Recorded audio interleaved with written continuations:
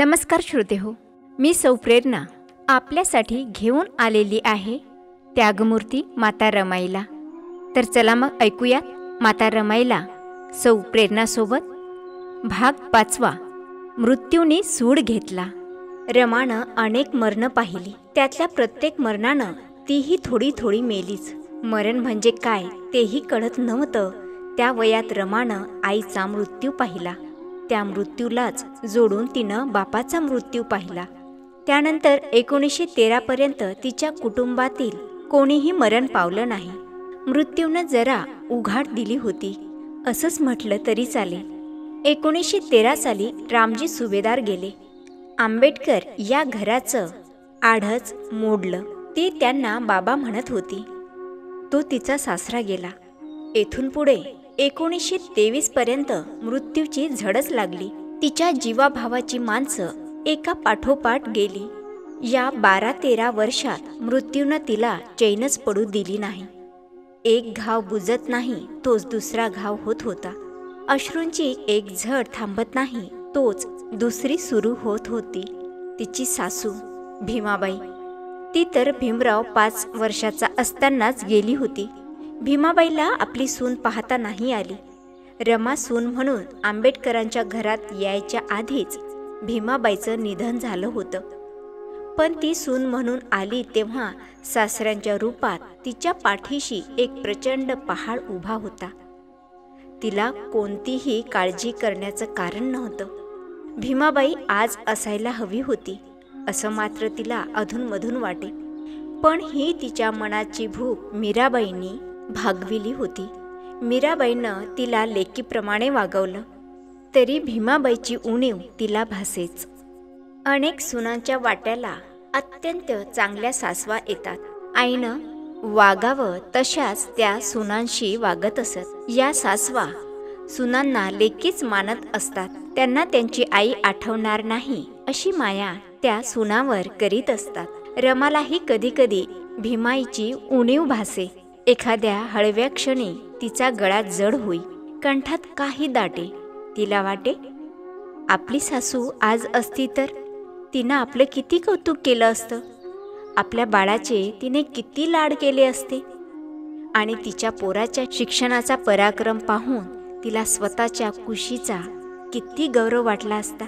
वेड्या मायेसाठी भुकेलेली रमा भीमाईच्या आठवणीनं अशी हळवी होई.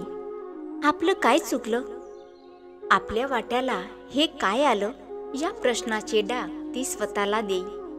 या प्रश्नांना तिच्याजवळ उत्तर नव्हतं.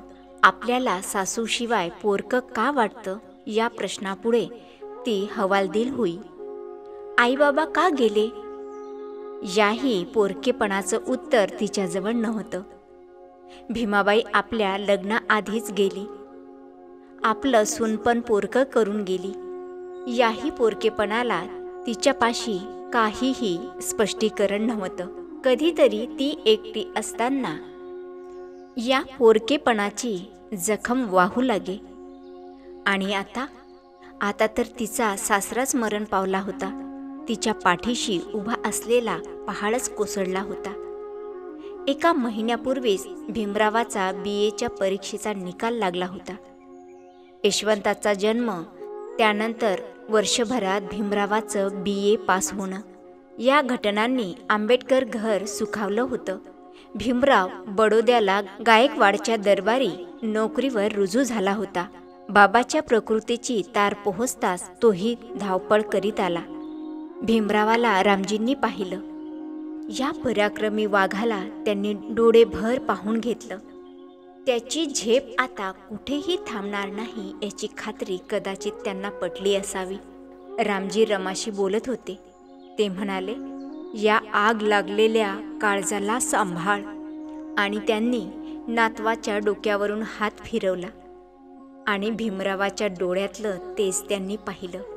त्यांना कदाचित अपेक्षेपेक्षाही भरघोस असं आश्वासन मिळालं असावं. लढाईकडे पाठ फिरवू नकोस, अंधाराची गय करू नकोस. हजारो असत्यांचा प्रभाव करण्या एवढं सत्य तुझ्या पाशी आहे. हे माझ्या पराक्रमी पोरा, लोक तुला सूर्य म्हणतील, क्रांती सूर्य म्हणतील.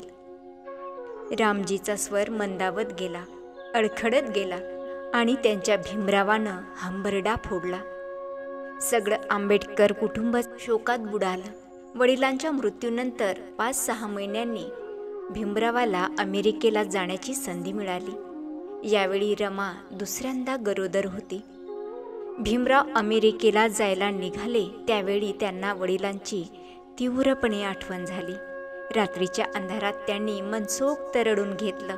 आपल्या बापानं आपल्या शिक्षणासाठी किती कष्ट घेतले याची भीमरावाला जाणीव होती आणि शिक्षणाच्या क्षेत्रातलं हे देदीप्यमान उडान घेताना हा मनुष्य आपलं कौतुक करायला नाही यामुळे भीमराव व्याकुळ झाले. बापाच्या आठवणीला मनोमन नमस्कार केला आणि भीमराव बोटीत चढला. तुम्ही दिलेल्या स्वप्नामागे धावत राहीन. स्वप्न दमले पण मी दमणार नाही. मी विजयी ग्रंथ लिहीन. ही प्रतिज्ञा भीमरावानं मनोमन केली आणि त्यानं बोटीत पाय ठेवला. रमा रडवेली झाली होती. तिला काहीही सुचेना. या वेळच्या तिच्या आसवातलं सुख आणि दुःख कोणीही वेगवेगळं करू शकलं नसतं. मुंबई बंदरातून बोट सुटली. ती बोट भीमरावाला दूर नेऊ लागली. रमाचं काळीजच थरथरत होतं. पण या सुख फुलवणाऱ्या यातनांची सवय तिला करायची होती. काळजाला तशी शिकवणच द्यायची होती. त्याला पोलादासारखं टणक करायचं होतं. अस्वस्थता आणि एकाकीपण या गोष्टी आता तिला सोडणार नव्हत्या. त्यांची सवय करून घेणं भाग होतं. तिकडे भीमरावाचं आयुष्य नव्या क्षितिजावर झेपावून गेलं होतं. तो न्यूयॉर्कच्या कोलंबिया विद्यापीठात गेला होता. ज्ञानाचं तुफान छातीवर झेलण्यात त्याला गर्व वाटत होता. त्यानं रमाला पत्र लिहिलं. रमाला पत्र मिळालं. तिच्या आयुष्यात तिला आलेलं हे पहिलं पत्र. तिच्या आनंदाला पारावार उरला नाही. परदेशात शिक्षणाला गेलेल्या तिच्या विद्वान नवऱ्याचं पत्र तिला आलं होतं. भीमरावांनी लिहिलं होतं, प्रिय रामू, साष्टांग नमस्कार. मी सुखरूप पोचलो. चिंता नसावी. मला अमेरिकेत शिक्षण घ्यायला येण्याची जी संधी मिळाली तिचे आपण आभार मानले पाहिजे. ही गोष्ट कदाचित नवा इतिहास जन्माला घालणारी ठरेल. बोट सुरू होताना तुझ्या डोळ्यातील आसवं पाहिली आणि मलाही थोडं गलबलून आलं होतं. पण रामू, हे विरह आणि ही दुःख आपल्याला मोठं करणारी आहेत. जी दुःख आपल्याला प्रकाशात नेतात त्याचे आभार मानायचे असतात. रामू, अशा दुःखांनी दुःखी व्हायचं नसतं. रामू, मी वणव्यातून धावण्याची प्रतिज्ञा घेतली आहे. या शर्यतीत मी जिंकलो तर आपल्या देशाला मी उजेडात उभं करीन. तिथल्या गुलामीची कंबर बांधीन. या लढाईत मी हरणार नाही. यासाठी तू माझ्या पाठीशी उभी राहायला हवी रामू. रामू, दुःखातून वाट काढायची आहे. रामू, मला नवे पंख येत आहेत असं वाटतं. पोलादाचे पंख. इथल्या जीवनाच्या तुलनेत मला आपल्याकडील जीवन आठवतं. तेव्हा मी हैराण होतो. इथं माणूस केवढ्या तरी मोकळ्या हवेत श्वास घेत आहे. या गोष्टीनंही मन उत्साहानं भरून येतं. इथे अस्पृश्यता नाही, जातीवर्ण नाहीत. खूप शक्ती संचारत आहे असं मला वाटतं. मन नुसतं भरधाव सुटलं आहे. रामू, खूप काम आहेत. खूप कष्ट घ्यायचे आहेत. ज्ञानाचे सागर उपसायचे आहेत आणि स्वतःत रिचवायचे आहे. रामू, स्वतःला जप. या वेड्या वादळाच्या पाठीशी उभी राहा. यशवंताला जप. त्याची प्रकृती बरी नसते. काळजी वाटते ग. सांभाळ त्याला. बाकी पुढल्या पत्रात तुझाच भीमराव. आधी पत्र येताच रमानं ते आधाशासारखं वाचलं. एका डोळ्यात तिचं काळीज नाचत होतं तर दुसऱ्या डोळ्यात ढग ओथंबले होते. वाचता येण्याचं महत्त्व आता तिला कळलं. नवऱ्यानं आपल्याला शिकवलं त्याचं मोल तिला कळलं. आपल्या पतीचं पत्र आपण वाचू शकतो. त्यांच्याशी प्रत्यक्ष असा संवाद साधू शकतो याचा तिला अपार आनंद झाला. कृत्यार्थता वाटली. तिनं पत्र वाचलं. मोर झालेल्या मनात कालवा कालव होतच होती. तरी यावेळी आपला पती आपल्याशी प्रत्यक्ष बोलत असल्याचं सुख ती अनुभवत होती. तिनं घरच्यांना पत्र दाखवलं, शेजाऱ्या पाजाऱ्यांना दाखवलं. या आनंदाच्या भरात तिनं पत्र लिहायला घेतलं आणि लिहिलं होतं, साहेबांच्या चरणी रमाचा शिरसाष्टांग दंडवत. आपलं पत्र आलं. ते वाचलं. खूप आनंद झाला. साहेब, आमची काळजी करू नका. आम्ही सारे खुशाल आहोत. मी सांभाळते सगळं. आपलं पत्र पोयबावडीतल्या शेजाऱ्या पाजाऱ्यांनी वाचलं. सगळ्यांना खूप आनंद झाला. कष्टाची मला चिंता नाही. माझं आपल्याशी लग्न झालं त्याचा मला खूप गौरव वाटतो. आपण खूप शिकावं हीच माझी कामना आहे. आपण पत्रात अनेक गोष्टी लिहिल्या. मी तुमच्या पाठीशी उभी राहीन. काय वाटेल ते कष्ट करीन, पण मागं हटणार नाही याची आपण खात्री बाळगावी. आम्ही सर्व खुशाल आहोत असं समजा. आपण जेवण वेळेच्या वेळी घ्या. तब्येतीची काळजी घ्या. यशवंताला आपलं पत्र वाचून दाखविलं. बाबा कधी येणार असं तो पुन्हा पुन्हा विचारतो. पत्र पाठवून खुशाली कळवावी. थांबते. आपली पत्नी सौ रमा. रमानं यशवंताला सोबत घेतलं. पोस्टाच्या डब्यात पत्र टाकायला गेली. पत्र टाकलं. पापण्या ओल्या झाल्या होत्या. भीमराव अमेरिकेला गेले. कोलंबिया विद्यापीठात गेले. इकडे रमाईला संसाराचा गाडा ओढावा लागला. खूप हाल अपेष्टा तिनं भोगल्या. 1913 ते 1917 या 4 वर्षात रमाचे खूप हाल झाले. इंधन काढीसाठी तिला वनवन भटकावं लागे. संसार चालवण्यासाठी शेण थापावं लागे. यावेळी तिला सुभेदारांची गळ्याभर आठवण येत होती. सासरा जिवंत होता तोवर रमा निर्धास्त होती. कामाचा डोंगर तिला उपसावा लागे, पण गरिबीची आग अशी लागत नव्हती. रामजीचा मृत्यू झाला आणि तिच्या आयुष्याला वेगळं वळण लागलं. तिचा हिरवडीचा संसार वाळवंटात आला. रमाला गरिबी छळू लागली होती. ती निराधारच झाली होती. पण गरिबीशी भांडताना ती वाकली मात्र नाही. तरी तिला वाटायचं, हा आधार आज असता तर त्यानं आपल्याला असं दारिद्र्यातून जळू दिलं नसतं. मजुरीसाठी घराबाहेर पडू दिलं नसतं.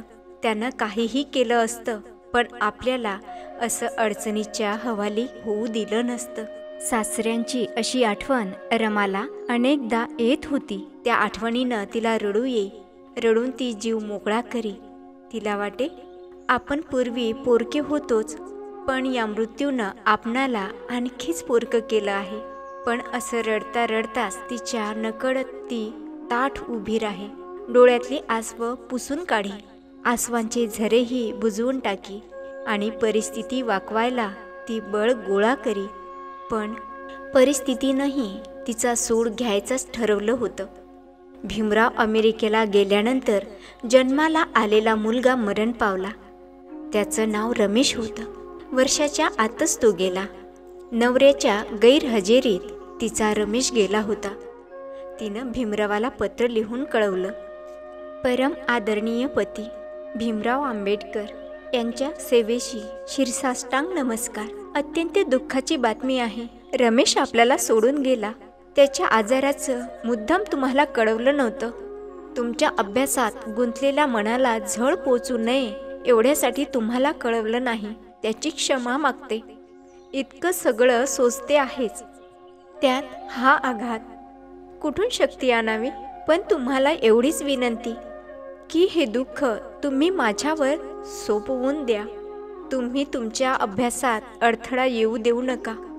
जेवणाची आभाळ होऊ देऊ नका. तब्येतीची काळजी घ्या. मी इकडे सर्व सांभाळते. चिरंजीव यशवंताचा शिरसाष्टांग नमस्कार.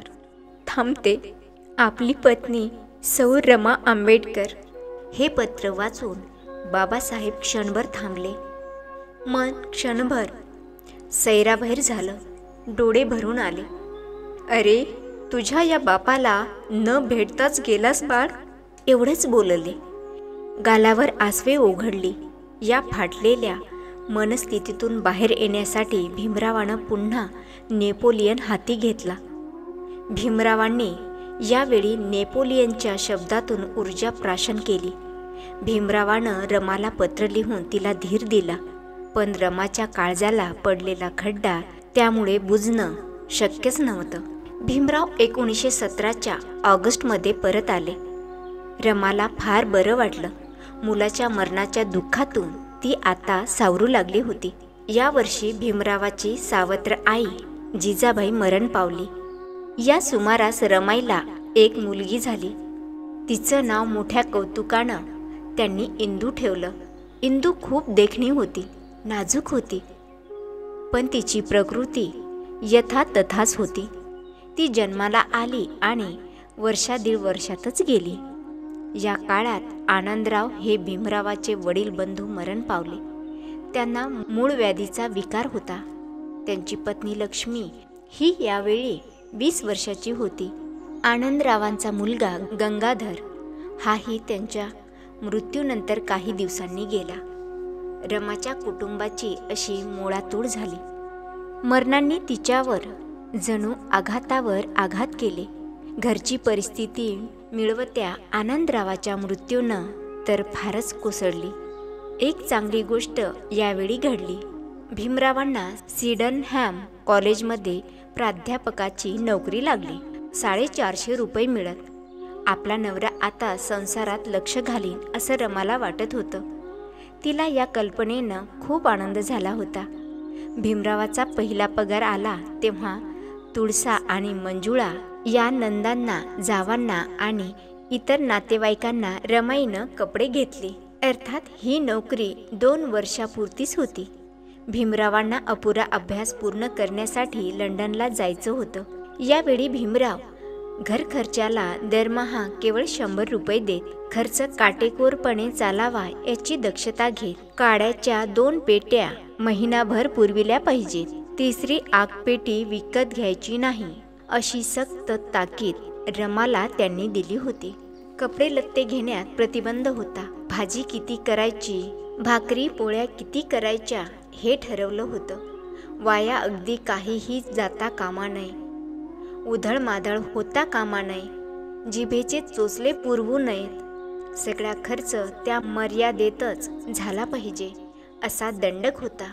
रमा त्यांच्या हुकुमानुसार संसार चालवित होती. यशवंत लहानपणापासूनच संधिवातानं आजारीच राहत होता. एक मुलगा मरण पावला होता. एक मुलगी मरण पावली होती. सासरा गेला होता, भासरा गेला होता, तरी नवरा संसारात लक्ष घालीत नाही. याचं रमाला या काळात वाईट वाटत होतं. शेजारच्या बायांचे संसार कसे आनंदानं चालले आहेत. तुमचं मात्र ना संसारात लक्ष आहे ना मुलबाळात लक्ष. अगं रामू, अभ्यास करण्याची वाईट सवय काही थोड्या माणसांनाच असते. ही सवय सर्वांना नसते बरे. रमाचा आग्रह चाले. भीमराव मात्र असे थट्टेवारी नेत. पाहावं तेव्हा खोलीत दार बंद करून. पोरांचा त्रास होतो म्हणून घेतो ग दार बंद करून. पण खाणं नाही का काही नाही, असा कसा हा अभ्यास. रमा आपली सात्विक राग व्यक्त करी. आदळ आपट करी. 4 बायकांसारखं तिलाही वाटे. नवऱ्यानं आपल्याजवळ बसावं, बोलावं, संसाराच्या गोष्टी कराव्यात, सुखदुःखाचं बोलावं. पण काही नाही. भीमरावाची दुनिया वेगळीच होती. रमा चिडले की भीमराव आणखी गंमत करीत. तिला आणखी चिडवीत. गालातल्या गालात हसत राहत. कधी रमाचं घुसफुसणं अति झालं की एखाद्या वेळी तेही संतापत. डोक्यात मोठे प्रश्न असत. अर्थशास्त्राची कोडी असत.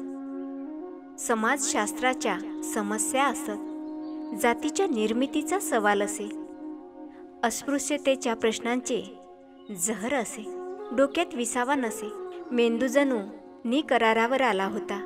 प्रज्ञेचा थांग घेतला जात असे. अनेक किचकट प्रश्नाचा गुंता सोडविण्यात त्यांची बुद्धिशक्ती दंग असे. हे सर्व युद्ध पातळीवर सुरू असे. त्यांची अनेक भांडणं फक्त गमतीचीच असत. थट्टा मस्करी चाललेली असे. विनोद चाललेला असे असा गमतीचाच भाग म्हणून एखाद्या वेळी भीमराव शेवटचा बाण काढत आणि म्हणत, हे बघ रामू, तू जर मला अभ्यास करू देणार नसशील तर मग मला विचार करावा लागेल. मग अभ्यास करू देणारी बायको करणं मला भाग पडेल. हो हो, करा दुसरी बायको, एक नाही 56 करा. पण सांगून ठेवते हे घर माझं आहे आणि या घरात मी एकीलाही पाऊल टाकू देणार नाही. आणि भीमराव खळखळून हसायला लागत. रमा आपल्यासाठी किती खस्ता खाते हे त्यांना माहीत होतं. तिनं आपण अमेरिकेत गेलो तेव्हा किती कष्ट उपसून संसार चालविला हे त्यांना माहीत होतं. त्यामुळे रमाचं मन ते समजू शकत. पण त्यांना अभ्यास सोडता येणे शक्य नव्हतं. ज्ञान साधना सोडता येणे शक्य नव्हतं. या ज्ञानाच्या तर्फेनंच तर त्यांना भारतीय समाजात उलथापालथ करायची होती. इतर कोणत्याही गोष्टीवरून नवरा बायकोत कधीही भांडण झाली नाही, कधीही नाही. भीमरावाचा रमावर अतोनात जीव होता. भीमराव तर रमाचं सर्वस्वच होते. आणि रमानं ठरवलं, आता तुफानाची सावली व्हायचं. ते तुफान आपणाला कुठेही नेऊ, आपल्याला कितीही कष्ट पडोत, आता फक्त तुफानाच्या विजयासाठीच जगायचं. रमाच्या अंतर्मनानं निर्णय घेतला. 2 खोल्या होत्या. एका खोलीत संसार होता, दुसऱ्या खोलीत ज्ञानसूर्य प्रखर होत होता. घरातली दुखणी असोत, घरात हे नाही ते नाही अशी टंचाई असो, रमानं ठरवलं त्यातलं काहीही त्यांच्या कानावर जाऊ द्यायचं नाही. भीमरावाच्या खोलीचं दार बंद असे. अखंड ज्ञान साधना चालत असे. जेवणाची आठवणही ज्ञानवंतांना होत नसे. त्याला फक्त ज्ञानाची भूक लागली होती, फक्त विद्येची तहान लागली होती. बाकी कोणत्या अन्न पाण्याची त्याला चिंता नव्हती. रमा डब्बा घेऊन जाई, दार वाजवी, आवाज देई, पण भीमरावाची तंद्री भंगत नसे. भीमरावांना उपास पडत, त्यांच्यासोबत रमाही उपास करी. पण रमानं ठरवलं होतं. भोवती पोरांचा गोंगाट होत असे. रमानं आता तो गोंगाट बंद केला. आपल्याला त्रास जरूर होतो, पण गफलत आपलीच होत आहे. त्यामुळे ते अनेकदा दार उघडत नाहीत, अनेकदा जेवण करीत नाहीत. हे बरेचदा आपल्या आडमुठेपणामुळे झाले आहे. रमाच्या लक्षात आपली चूक आली आणि तिनं लंडनला जाण्यासाठी भीमरावांना सहर्ष संमती दिली. संसाराचा गुंतवळा त्यांच्या हातापायातून काढून टाकला. उन्हाळ्यानंतर नदीला पूर यावा तसं भीमरावाचं मन भरून आलं. 1920 साली जुलैच्या शेवटच्या आठवड्यात भीमराव लंडनला गेले. त्या सुमारास जन्माला आलेला गंगाधर आजारी पडला. रमानं भीमरावांना लिहून कळवलं, गंगाधर खूप आजारी आहे. मला त्याची खूप चिंता वाटते. आजारात सारखी चिडचिड करतो. गंगाधर हा जन्मापासूनच आजारी होता. तो कधी नीट राहिलाच नाही. जन्मासोबतच तो आजार घेऊन आला होता.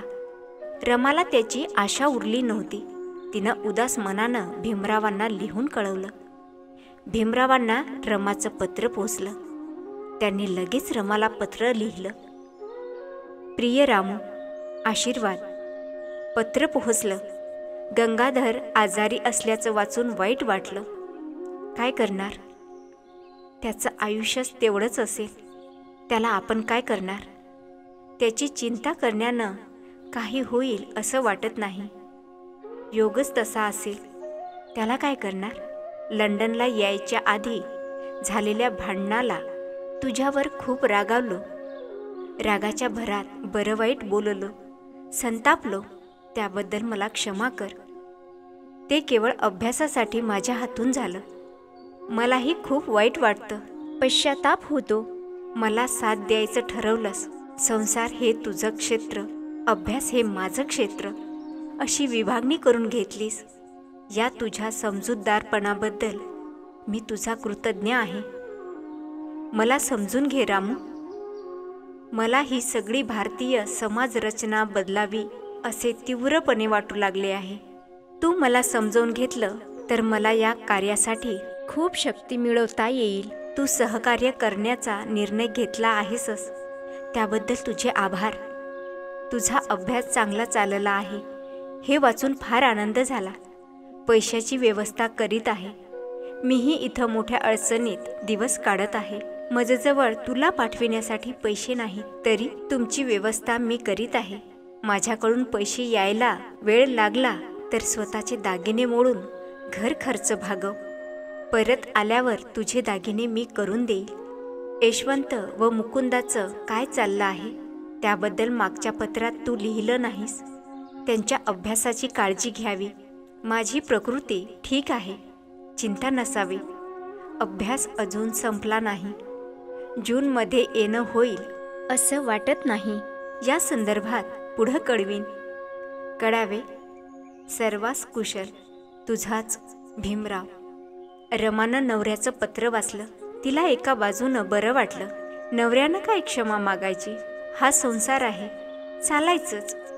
मीच त्यांना समजून घेतलं नव्हतं असे विचार तिच्या मनात आले. याच सुमारास गंगाधर मरण पावला. भीमराव यावेळी लंडनला होते.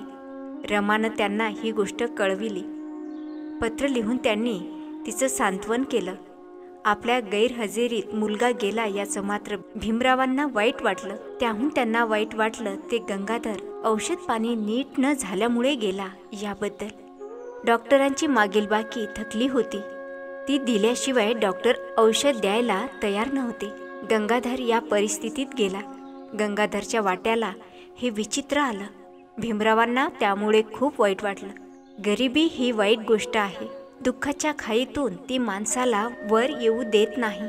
वर येण्याचा प्रयत्न करणाऱ्याला ती परत परत का खाईत लोटते.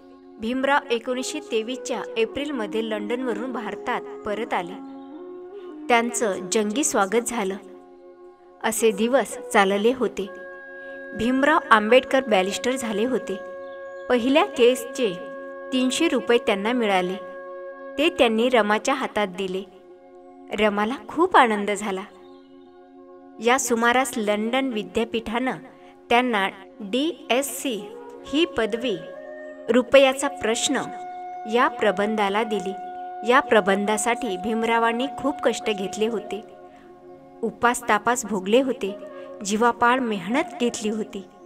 भीमरावांनी DSc मिळाल्याची तार वाचली आणि त्यांचे डोळे आसवांनी भरून आले. त्यांना भीमाबाईची आणि सुभेदारांची आठवण झाली होती. ते त्या आनंदाने स्पुंदून रडू लागले. ते परडच्या ऑफिसातून घरी आले. रमाला बरं नव्हतं. रमा अंथरुणातच पडून होती. तरी साहेब आले हे कळताच ती उठली. दुखणं दूर फेकून उठली. रामू, मला डॉक्टर ऑफ सायन्स ही सर्वोच्च पदवी मिळाली. हे वाक्य उच्चारतानाही त्यांचा गळा दाटून आला होता. रमाला गगन ठेंगणं झालं होतं. बाबासाहेब आले होते. ज्ञानप्राप्ती झालेल्या रमाईचा पती महाबुद्ध झाला होता. भरून आलेले रमाईचे डोळे त्या ज्ञानाच्या शिखराकडे पाहत होते. तिनं नवऱ्याला ओवाळलं. रमाचा पती आता प्रकांड पंडित झाला होता. रमा या पराक्रमी नवऱ्याची पत्नी होती. 1926मध्ये पुन्हा रमाच्या आयुष्यात एक दुःखद घटना घडली. राजरत्न हा त्यांचा शेवटचा मुलगा मरण पावला. हा मुलगा भीमरावाच्या विशेष लाडाचा होता. तो खूप देखणा होता. तो भीमरावांना जीव की प्राण वाटे. भोवतीच्या बाया बापड्या म्हणत, पोरगा अगदी राजबिंडाच आहे. रमा त्याला बाहेर नेऊ देत नसे. त्याला कुणाची नजर लागेल. रमाबाई म्हणत. भीमराव म्हणत, माझा मुलगा आहे तो निश्चितच पराक्रमी होणार, जगाला दिपवणार. मुलाचे लाड चालत. भीमरावाच्या घरात ते चालतं फिरतं सुंदर लेणं होतं. त्याला थोडंही बरं नसलं तरी त्यांचा जीव कावरा बावरा होई. राजरत्नाला डबल निमोनिया झाला. प्रकृती गंभीर झाली. भीमरावांना कोर्टात निरोप गेला. लगेच ते घरी आले. रमाचा आणि त्यांचा राजरत्न त्यांना सोडून गेला होता. त्यांच्या मांडीवर त्याचा जीव गेला होता. रमा जमिनीवर गडबड लोळत होती. छाती पिटून रडत होती. त्यांचा राजरत्न, लाडका राजरत्न गेला होता. रमाचं काळीजच दुभंगून गेलं होतं. वेड्यासारखी तिची अवस्था झाली होती. अशी अनंत मरणांनी रमाला हवालदिल केलं. तिचा पाठलागच त्यांनी केला. या मरणांनी तिला काहीही सुचू दिलं नाही. या एकेका मरणानं रमाईच्या पायाखालची जमीनच हिसकावून घेतली. तिचे श्वासच लोळागोळा झाले. वीज पडून झाड कोसळावं तशी ती मनानं कोसळली. रमाला 5 मुलं झाली. त्यातला यशवंत तेवढा वाचला. उरलेली सर्व काळाच्या पडद्याआड झाली. सगळी मुलं अगदी बालपणातच त्यांना गमवावी लागली. रमा आणि भीमराव दोघेही हादरून गेले. या दुःखातून त्यांना बाहेर पडणं कठीण गेलं. आतापर्यंत आम्हाला 3 मुलं आणि 1 मुलगी अशा आमच्या 4 लाडक्या बाळांना मुठमाती द्यावी लागली. हे आठवलं की मन फाटून जातं. त्यांच्या भविष्याविषयी आम्ही जे मनोरथ बांधले होते ते कोसळले. आमच्या जीवनावरून दुःखाचा ढग वाहत आहे. आमचे जीवन शून्यवत झालं आहे. आमचं आयुष्य आज ओस झालं आहे. त्यांनी दत्तोबा पवार यांच्या सांत्वनाच्या पत्रात वरचं उत्तर लिहिलं. भीमरावाचं यावेळी संसारातून चित्तच उडालं. राजरत्न त्या खोलीत मरण पावला तिकडे ते त्यानंतर कधीही फिरकले नाही. ते संन्यस्त वृत्तीने वागू लागले. रमाईच्या पोटात राजरत्न होता त्यावेळी डॉक्टरांनी रमाची प्रकृती तपासली होती. त्यांनी खूप खस्ता खाल्ल्या होत्या. प्रकृती आतून पोखरली होती. त्यांना क्षय होऊ शकतो असे डॉक्टर म्हणाले होते. त्यामुळे आता बाळंतपण वर्ज करावं लागणार होतं. म्हणूनही ते संन्यत्व वृत्तीने वागत असत. यावेळी रमानं भीमरावांना त्यांच्या कर्तव्याची जाणीव करून दिली. जीवन निश्वर आहे, जीवन असार आहे असे संन्यस्त विचार त्यांच्या मनात खेळू लागले होते. या बुद्धिमान आणि ताफट नवऱ्याचं काही सांगता येत नव्हतं. रमानं त्यांना समजावलं, दुःख करायला जे थांबतात ते जीवनात काहीच करू शकत नाहीत. तुम्ही या दुःखातून बाहेर पडावं यातच हित आहे. माझ्यासाठी एवढं करा. रमा निर्वाणीचं बोलली.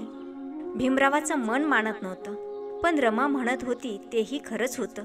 संन्यत्व जीवनाकडे झुकू लागलेल्या भीमरावाची गरज सर्वच समाजाला होती. भीमरावांनी आता बैरागी होऊन थांबायला नको होतं. खरं तर मरणानं रमाचं मातृत्व हिरावून घेण्याचा सपाटा चालवला होता. पण मातृत्वाचा बुरुज कोसळत असतानाही रमा नवऱ्याला धीर देत होती. पायातलं बळ गेलेल्या नवऱ्याला उभं करत होती. रमा दुःखावरही अशी मात करते. मरण रमाला हवालदिल करण्याचा प्रयत्न करतं, पण रमाच अशी मरणाला हवालदिल करते. श्रोतेहो, भेटूया लवकरच. तोपर्यंत ऐकत रहा त्यागमूर्ती माता रमाईला सौ प्रेरणासोबत. फक्त ऐका क्रिएशन या ऑफिशियली यूट्यूब चॅनलवर. धन्यवाद.